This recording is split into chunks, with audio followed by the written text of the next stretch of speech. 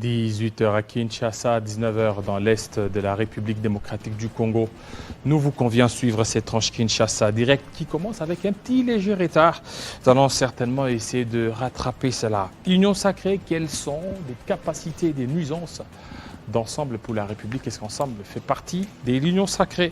On va en parler avec Thierry Moussenepo. Et aussi, Union sacrée, y a-t-il du sable dans l'engrenage? Voilà, ça c'est dans l'engrenage. Avec Madame Nadège Moutouti, cadre du LGD, parti de Augustin Matata Pogno. Tout à l'heure, on commence par notre premier invité, Thierry Moussenepo.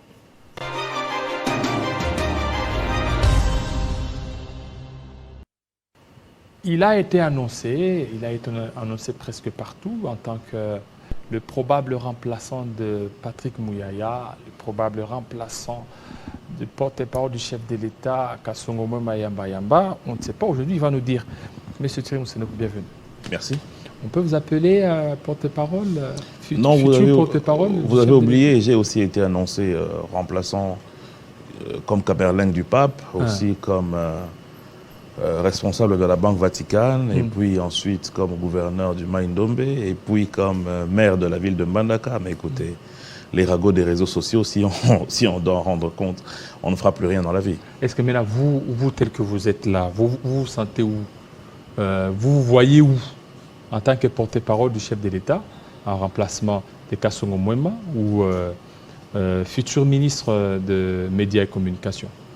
Je me vois Thierry Moussenepo, promoteur d'une chaîne de télévision et d'une station radio, PCA d'une coopérative d'épargne et de crédit, responsable d'une société de télédistribution.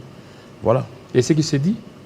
Oh, vous savez... Parce qu'on vous voit ces derniers temps, vous relayez, vous êtes fort maintenant en communication du chef de l'État, tous les discours, et vous êtes en train d'encenser les chefs de l'État. On vous voit occuper un poste important. Et je ne suis pas le seul à le faire. Il y a énormément de camarades qui le font aussi, dans mon parti, comme le camarade Armand Monkolou, comme d'autres grands communicants aussi, comme M. Fumutoto. Donc ça ne signifie pas que lorsque l'on appuie les actions du président de la République, que l'on est forcément obligé de remplacer qui que ce soit. C'est une façon très basse de voir les choses et totalement ridicule. Et si les chefs de l'État vous appellent, vous sollicitent? Mais bien entendu que le chef de l'État a besoin de nous tous. Le chef de l'État a besoin de nous tous, là où chacun se trouve, et c'est à lui de décider qui peut mieux le servir où et à quel moment. Mais ce n'est pas des sujets pour lesquels on va s'étendre, puisque ce ne sont que des ragots. Les gens disent, lors de vos derniers entretiens, vous avez eu à parler de ça avec le chef de l'État? Pas du tout. Vous avez évoqué cette aucunement nomination. Mais déjà, vous êtes apprécié par l'UDPS, par certains qui trouvent un bon remplaçant de Kasongo Mwema Yamba. Remplaçant, je ne vois pas pourquoi il faut parler de remplaçant. Mon cher aîné Kasongo fait bien son travail. Il n'a pas été remplacé. Pourquoi est-ce qu'il faut parler de son remplacement? Non, mais les PCA, maintenant, au niveau de la CP... Il faut voir si c'est incompatible. Mais aussi, écoutez, le travail qui est fait, c'est un travail politique d'abord. Ce n'est pas un travail de remplacement. Nous ne sommes pas là dans une politique de au-delà que je m'y mette. Nous travaillons pour la réussite du mandat du président et sa réélection. Le reste, ce sont des ragots. Ce que les gens racontent, en bien ou en mal, qu'est-ce qu'on va faire avec? L'essentiel pour nous, c'est de faire aboutir notre combat. Et alors, ce combat, j'y crois personnellement. Sentez-vous aujourd'hui, si il y a remaniement, capable de pouvoir conduire le ministère des Médias? Les capacités, lorsqu'on est intellectuel, il suffit d'avoir des capacités de synthèse. Vous pouvez être en même de pouvoir remplir certaines fonctions de manière assez aisée lorsque ce n'est pas des fonctions qui consistent à une précision scientifique ou autre chose. Mais est-ce que c'est le débat aujourd'hui? Le débat aujourd'hui, à mes yeux, c'est la situation sécuritaire dans le Kwamouth. Le débat aujourd'hui, à mes yeux, c'est les exploits que réalise l'exécutif de mon pays. Le débat, à mes yeux, c'est ce qui se passe dans l'Est de notre pays. Donc, si nous allons, nous, cadre de ce pays intellectuel et en plus responsable politique, commencer à perdre notre temps dans ces ragots, nous n'allons pas avoir le temps de discuter sur des choses essentielles. Or, nous ne voulons pas de ces distractions, puisque ces distractions vont nous faire perdre le fil d'idées et notre détermination à faire comprendre au peuple que réellement un travail est en train d'être fait par le président Félix Tshisekedi. Voilà. Le problème, vous l'avez même soulevé, c'est la situation sécuritaire à Kwamouth, situation sécuritaire dans l'est de la RDC. Et même ça, c'était même l'alerte certainement lancée par le porte-parole d'ensemble, le porte-parole de Moïse Katumbi Chapoué, Olivier Kamitatou, qui a parlé. Il dit pas une minute de plus ne doit être accordée au-delà de la limite constitutionnelle. Pourquoi? Parce qu'il parle de l'insécurité au niveau de Kwamouth, c'est l'insécurité dans l'Est. N'est-ce pas que Ensemble pour la République a raison? Vous savez, cette vidéo-là ressemble à des ululements d'un hibou qui est en train de crever le silence de la nuit alors que personne ne se soucie de ce qu'il est en train de faire. Puisque à qui est-ce que M. Olivier Kamitatou s'adresse dans sa vidéo? Est-ce qu'il s'adresse à la CENI? On se demande si c'est cette même CENI que son parti politique, via son secrétaire général, le 21 octobre 2021, a eu à décrier la présidence, notamment en voulant s'immiscer en tant que parti politique dans le choix des confessions religieuses, qui est une sous-composante de la société civile. Est-ce qu'il s'adresse au gouvernement? Mais de quel gouvernement s'agit-il? Puisque le lien entre le gouvernement et la CENI, il est à deux niveaux. C'est dans la sécurisation du processus électoral et dans le financement. Et ce gouvernement compte dans ses rangs des cadres d'ensemble pour la République. Donc à qui est-ce qu'il s'adressait? Si c'est au gouvernement et les ministres d'ensemble qui sont là ne lui disent pas ce qui est fait. Parce qu'en ce qui concerne le gouvernement, parce qu'en ce qui concerne et les autres Chéribin, qu'est-ce que vous appelez? Qu'est-ce que vous appelez traverser? Ils ont quitté leur ancienne famille politique pour devenir à part entière. Ce que je n'ai jamais compris, c'est qu'on a l'impression que dans ce pays, lorsque l'on sert son pays par rapport à la fonction que l'on vous confie, vous avez traversé. Traversé pour aller où? Puisque si nos partis politiques sont le creuset ou la fleur de sel de ces personnes qui doivent demain bâtir un Congo nouveau, et que lorsque ces personnes finalement arrivent à cette responsabilité pour bâtir ce Congo, on dit qu'ils ont traversé, ça signifie quoi? Le ministre Chérubin Okende, Moïno Nzangi et bien d'autres encore, Molendo Sakombi, travaillent pour la République. Ils font des choses extraordinaires pour notre pays. Lorsqu'ils sont appelés à l'étranger ou ici, on les appelle ministres de la République démocratique du Congo et non ministres d'ensemble ou encore ministres de je ne sais quel parti politique. Il faut finalement être sérieux lorsque les gens commencent à penser que nous sommes là pour les petits intérêts de nos partis politiques. Maintenant, en ce qui concerne le gouvernement, j'étais en train de dire, le président de la République, qui est le patron de l'exécutif, a clairement dit qu'il s'impose, qu'il s'implique personnellement en ce qui concerne le financement du processus électoral. Il veille à ce que le ministre des Finances puisse allonger tout ce qu'il y a comme charge qu'il faut mettre à disposition de la CENI pour le processus électoral. Et le ministre des Finances a confirmé les propos du chef de l'État via une intervention qu'il a eu à accorder à vos confrères de TV5 Monde, dont le débat ne se porte pas à ce niveau-là. Maintenant, le débat se porte à quel niveau? À la CENI. Je pense que le président Kadima a suffisamment convaincu jusqu'au plus réfractaire, en la personne de M. Fayoulou, qui ne voit plus en lui un empêcheur de la tenue des élections. Alors, qui a peur des élections aujourd'hui? En tout cas, ce n'est pas l'Union sacrée. Pourquoi? Parce que nous avons un discours. Et vous êtes prêts? Nous avons un bilan. Nous avons un discours. Qu'est-ce qui doit être porté aujourd'hui devant les populations?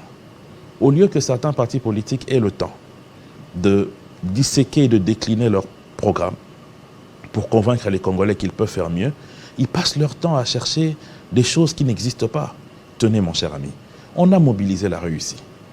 On a cassé les biens publics et privés pour dire pas question de la CENI de M. Kadima. Mais aujourd'hui, même pas une année après, on dit que ce Kadima-là, c'est un bon président, il peut nous emmener aux élections. Et tout ce qu'il y a eu comme victime collatérale. Donc à chaque fois, on est en train d'agir en essai-erreur. Et c'est cela la responsabilité. Vous n'allez jamais attendre ces personnalités par les programmes, par les réalisations, par les études et par les stratégies. Ils ne vont vous parler que des choses... Je vais en venir. Ils ne vont vous parler que des choses qui sont en réalité que des vues d'esprit. Lorsqu'on dit qu'il ne faut pas accorder une minute pour le glissement et tout ça, mais nous sommes totalement d'accord avec ça. D'abord, nous sommes contents que ces gens, aujourd'hui, nous rejoignent sur le besoin que nous puissions aller aux élections avec l'actuel bureau, qui rassure. Alors que hier, ces personnes étaient en train de tout faire pour que ce bureau ne puisse pas installer, pour qu'on puisse continuer dans un cycle de négociation et ainsi de suite. Nous avons un bilan à présenter. Nous avons un travail qui a été fait sur le plan économique. Personne ne peut dire le contraire du fait qu'aujourd'hui, la RDC est en train d'enregistrer un budget plus important dans l'histoire de son existence, 14 milliards et demi. Avec quel taux nous avons, sur les marchés? Il y a eu une inflation de 0,05. Ce n'est pas un taux à deux chiffres. Ce n'est pas un taux à deux chiffres comme ailleurs. D'ici là 3 ans, ce n'est pas. Nous avons aujourd'hui une réserve de change en 3 ans qui a triplé par rapport à ce qu'il y avait en 2018. Nous avons réalisé l'implémentation de la gratuité de l'enseignement. Plus de 4 millions d'enfants aujourd'hui vont à l'école. Cela a boosté notre indice de développement humain, puisqu'aujourd'hui, cet indice-là prend en compte la scolarité. La situation sécuritaire, vous m'avez posé la question sur ça. Oui, insécurité endémique. Le problème est qu'un gouvernement n'est pas un gouvernement de prophètes pour savoir qu'à tel endroit il y aura un problème.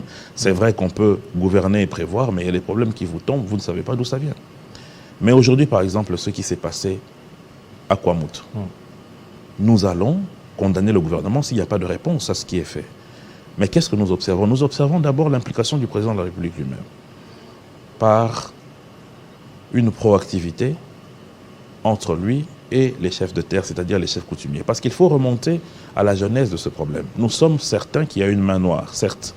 Mais la genèse, c'est quoi? Le fond du problème, d'abord, c'est qu'il y a eu un conflit coutumier en ce qui concerne les redevances de maïs et de cossettes de manioc. Donc, le départ de la solution doit commencer par les chefs coutumiers. Ça a été fait. Deuxièmement, l'armée et la police sont intervenus pour sécuriser les axes qui quittent Bandunuville vers Kwamout ou le contraire vers Kinshasa. Et la plupart des maîtres d'ouvrage de cette situation d'insécurité sont aujourd'hui soit en débandade, soit en arrestation. Ils sont, la plupart, en ce moment, en train d'être interrogés par nos services de sécurité. Dans l'Est, grâce à la diplomatie Occupation prolongée des Bunagana. S'il vous plaît, d'abord, grâce à l'état de siège, le M23 n'a pas fait une promenade de santé, avec l'espoir qu'ils avaient d'atteindre Goma ou Bukavu facilement. Ils n'ont pas eu cette chance-là cette fois-ci. Deuxièmement, ils ont été cantonnés dans une partie de Bunagana. Mais aujourd'hui, nous avons obtenu tout l'acquiescement de la communauté internationale sur la position de la République démocratique du Congo. C'est-à-dire que nous faisons face à une énième agression d'un pays qui est en train d'appliquer une politique néfaste pour faire main basse sur nos richesses. Mais on n'arrive pas à les déloger. Et les pays africains, ils sont toujours là. Les pays africains aujourd'hui commencent non seulement à participer sur le plan matériel et financier dans cette grande campagne, mais aussi à envoyer leurs enfants pour venir aider nos vaillants FARDC pour la paix. Ils ne viennent pas mourir ici, ils viennent juste faire tout. Parce que le but, ils seront comme une zone tampon qui va commencer à servir la RDC et l'M23. L'objectif serait peut-être d'aller au dialogue. Là, alors, vous n'avez pas bien lu les accords qui ont été signés par le vice-premier ministre des Affaires étrangères. Il n'est pas question ici de créer une zone où les FARDC et les M23 vont commencer à faire la récréation, pas du tout. Je vous assure que notre armée est en train de se préparer, ensemble avec les pays africains, pour rétablir l'ordre dans l'Est. En ce qui concerne principalement les négociations et autres, il y a un processus qui est mis en branle par la CIRGL et par l'Union africaine, qui est aujourd'hui conduite d'une part par le Kenya, mais aussi par l'Angola. Il y a des évolutions, mais le chef de l'État de la RDC a mis des préalables. Et ces préalables sont d'ordre à ne pas prêter le flanc à ce qu'on puisse présenter la RDC comme un pays faible. L'idée, ce n'est pas de venir faire tuer les enfants africains ici, ou même pas nos militaires. L'idée, c'est que nous puissions récupérer même 1 centimètre du territoire national. Par quel moyen? Mais par le dialogue? Tous les moyens sont possibles, monsieur Jean-David. Vous savez que la paix, lorsqu'on veut la récupérer, ou une situation donnée, on est face à un puzzle qui comporte plusieurs morceaux et qu'il faut assembler. Et parmi ces morceaux, il y a d'une part la diplomatie qui est menée aujourd'hui par le gouvernement, par le chef de l'État. Il y a d'autre part la position de la RDC par rapport aux Nations Unies. Il y a la position de la RDC par rapport à l'Union africaine et à la CIRGL, à la SADC, à l'East Afrique. Il y a l'armée congolaise, il y a le gouvernement et il y a aussi les populations. Tout est mis en branle pour que nous puissions très vite récupérer la situation. Mais si il y a une possibilité à ce qu'il n'y ait pas de balles qui soient tirées, mais que ces ennemis de la République puissent se retirer, où est le mal? Où est le mal? Puisque lorsque nous enrôlons nos enfants, nos frères, sous le drapeau, le but, ce n'est pas de les faire dézinguer. Le but, c'est qu'ils puissent travailler sous le drapeau pour protéger le territoire national. Est-ce qu'avec ça, vous ne voyez pas, parce que déjà, lorsque Obasanjo est arrivé ici à Kinshasa, on a vu la tournée de Vital Kamerhe. Vital Kamerhe est en train de parler d'un plan où il devait y avoir un dialogue entre les trois États et M23 au milieu. RDC, Ouganda, Rwanda, M23 au milieu. C'est-à-dire que ce n'est pas ce qui est en train d'être fait. Au lieu de nous parler ici de l'armement ou autre chose. La preuve, c'est que même le chef d'État, il a parlé, il dit que les troupes kenyanes devraient entrer par Bunagana, ce qui n'a pas été fait. Monsieur Jean-David, je pense que vous et moi sommes responsables. Et ceux qui nous suivent dans leurs maisons, dans les bureaux, sont aussi responsables. Lorsque nous parlons nation, nous devons prendre en compte les bouches autorisées. Et en ce qui concerne la situation sécuritaire dans l'Est, les bouches autorisées, c'est notre gouvernement. Ce n'est pas des points de vue de personnalités qui peuvent avoir leur façon de voir les choses. Mais notre gouvernement a un point de vue et c'est cela qui est officiel et c'est cela que nous suivons. Notre gouvernement dit que tout est sur la table et que tout est mis en branle pour récupérer même un seul centimètre du territoire national. Et il n'est pas question ici de pouvoir étaler quel est le plan militaire, quel est le plan stratégique ou tactique qui va être mis en place. Pas du tout. Donc, il faut prendre en compte le fait que lorsque le chef de l'État a dit que les éléments, les troupes kenyanes vont entrer par Bunagana, c'est une proposition, mais sur le plan tactique, les changements peuvent s'opérer. Sur le plan tactique, il y a eu cette réorientation de l'entrée de ces troupes. Et pourquoi ne pas armer notre armée qui, lorsque vous essayez de voir l'emplacement par rapport à toutes les autres armées qui vont venir, les FARDC occupent une place de choix. Nous occupons une place de choix. On n'a pas envié de l'armée kenyane, encore moins de l'armée burundaise ou de l'armée nous occupons une place de choix, oui. Mais il y a des problèmes qui sont d'abord inhérents à l'historique de notre armée, qui est une armée qui a été confectionnée sur base de plusieurs brassages. Et dans ces brassages, il y a eu des éléments qui, non seulement n'ont pas fait l'académie militaire, mais ils n'ont été ni brevetés d'état-major, ni brevetés d'administration militaire, qui se sont retrouvés officiers. Et d'autres qui sont même d'autres nationalités, qui, au fil du temps, on les a découverts être des traîtres, le cas de Bosco Taganda et autres. Tout cela a permis une porosité de certains bataillons de notre armée. Et le travail qui a été fait depuis très longtemps jusqu'à aujourd'hui, c'est de pouvoir éradiquer justement ces charançons dans le fruit. Et c'est ce qui est en train d'être fait. Lorsque vous suivez les procès en cour martiale dans les zones sous état de siège, vous vous rendez compte de l'ampleur du mal. Deuxièmement, c'est aussi l'absence de l'aide de la communauté internationale. Le chef de l'État a eu à le dire. On ne peut pas accepter qu'un pays qui est agressé comme la République démocratique du Congo puisse continuer à être sous le régime des sanctions. Cela est inacceptable, de quel ordre que ce soit. Cela ne peut pas marcher parce que, certes, le groupe d'experts dit qu'ils ont eu à alléger pour certains calibres les achats d'armes, mais lorsque vous suivez notre ministre des Affaires étrangères, il est clair, il dit qu'il y a des équipementiers, il y a des transporteurs qui refusent de prendre en compte les commandes de la RDC puisque nous sommes sous embargo. Vous voyez cette contradiction qu'il y a dans la démarche de la communauté internationale aussi ne nous aide pas.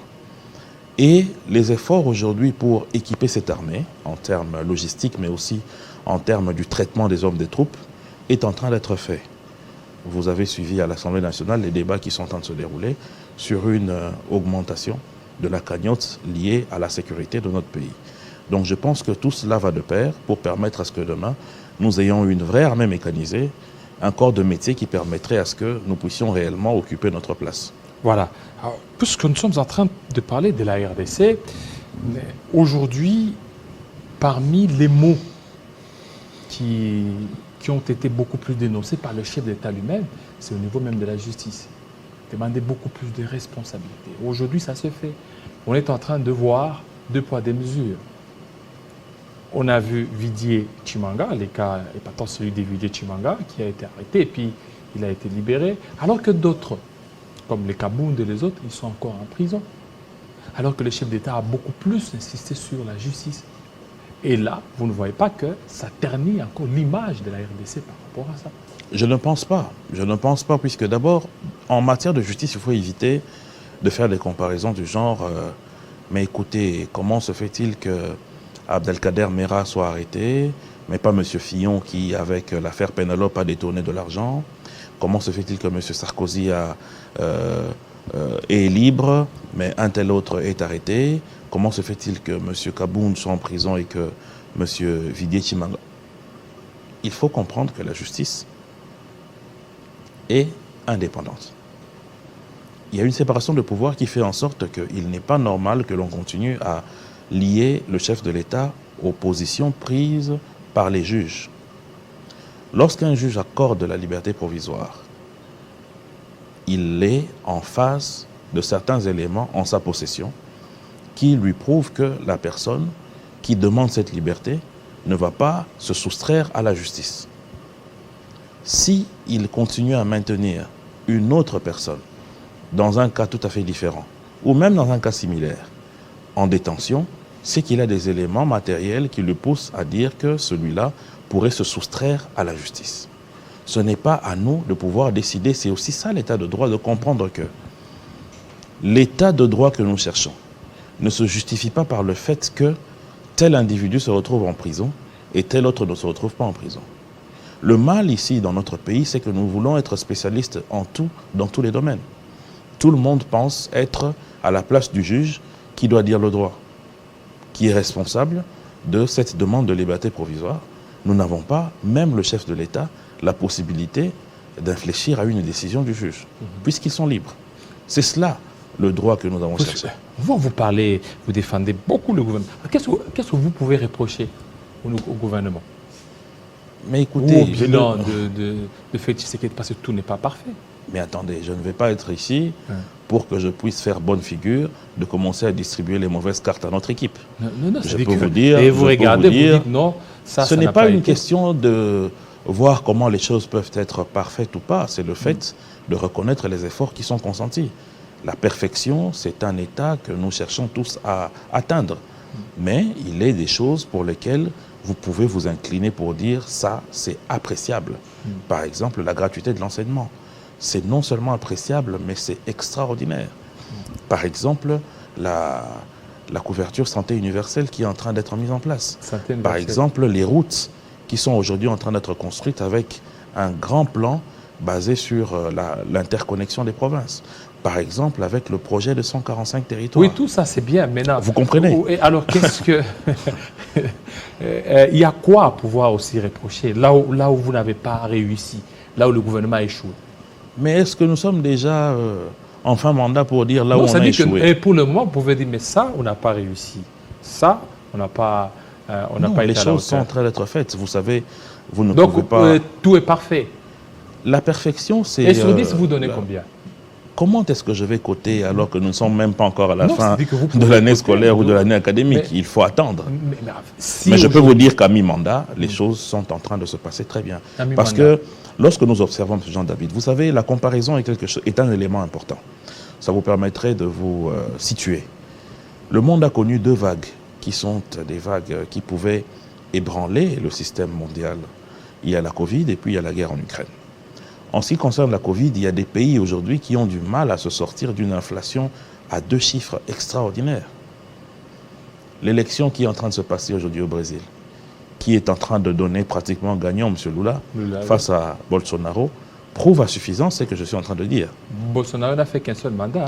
Non, c'est pour vous dire qu'il n'a pas su... Aussi, il n'a pas su mettre en place des mesures idoines qui pouvaient protéger le Brésil face à ces vagues dont je viens de vous faire allusion. Et aujourd'hui, en République démocratique du Congo, il y a des éléments aujourd'hui, en France, le président a fait 2 mandats. Il y a des éléments qui permettent aujourd'hui à ce qu'on puisse... François en a fait un seul. Oui, vous savez, vous pouvez prendre Sarkozy des exemples. Vous pouvez prendre des exemples, j'en prendrai aussi, et finalement, nous n'allons pas terminer cette émission. Donc, je vous disais qu'on félicite un gouvernement par rapport aux mesures qui sont prises pour sécuriser sa population. Et aujourd'hui, notre pays a été sécurisé face à ce choc exogène. Parce qu'on ne peut pas se tromper du fait qu'aujourd'hui, le monde n'est qu'un petit village. Ce qui se passe chez le voisin vous influence. Donc, notre gouvernement a réussi à jouer des coudes pour permettre à ce que nous ne puissions pas sentir de la manière la plus sévère cette crise qui est en train de frapper le monde entier. Donc, il faut féliciter un tel gouvernement. Au lieu de commencer à voir est-ce que le verre est à moitié plein ou à moitié vide, moi je dis que le verre est à moitié plein. Voilà, le verre est à moitié plein. Merci quand même, vous n'avez pas voulu donner la cote au gouvernement. Sur 10, prenez-moi à la fin du mandat, je vous donnerai la cote. À la fin du mandat. Même comptez ici, sur moi. Et mi-mandat, vous donnez combien la cote? La cote combien? Mi-mandat? Oui. Mais on est à 8 sur 10. 8 sur 10. Bien sûr. OK. Merci. Alors, on va recevoir une dame. C'est là. Elle est de l'opposition, LGD, parti de Matata. Ça vous fait peur, hein? Matata? Peur par rapport à non, pas du tout. 2023, Matata vient. Est en train de se réorganiser. C'est la démocratie. Donc un challenger. Il n'y a pas de problème, c'est ça la démocratie. 2023, ça sera Katumbi ou Matata. Mais plus il y a de candidats, plus cela va faire grandir notre démocratie. Et plus nous, ça nous donne le devoir de mieux travailler pour qu'on ait la possibilité d'avoir un très bon rapport de fin de mandat à donner aux Congolais pour qu'on puisse réclamer un second bail. Voilà, merci. Alors, c'est tout de suite Nadège Moutouti.